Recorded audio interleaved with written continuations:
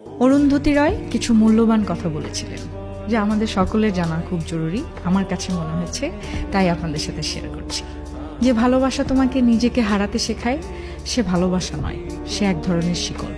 শব্দ নয়, নীরবতাই মানুষকে বেশি চিনিয়ে দেয়, কারণ চুপ থাকাতেই লুকিয়ে থাকে সবচেয়ে সত্য অনুভব। ছাড়তে শেখা মানেই ভুলে যাওয়া নয়, বরং বুঝে নেয়া যে কিছু মানুষ কেবল স্মৃতিতেই ভালো থাকে। যে সমাজে ন্যায় নেই, সেখানে ভালোবাসাও এক প্রকার সংগ্রাম। প্রতিটি মানুষই তার নিজের গল্পে বন্দী।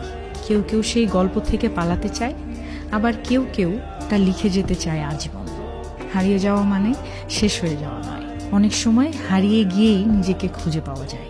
কিছু শূন্যতা খুব নিজের হয়ে যায়, তাকে ভুলে যাওয়া নয়, বরং বুকে জায়গা করে নেওয়া শেখা হয়। সাহস মানে ভয় না পাওয়া নয়, সাহস মানে হলো ভয় থাকা সত্ত্বেও সামনে এগিয়ে যাওয়া।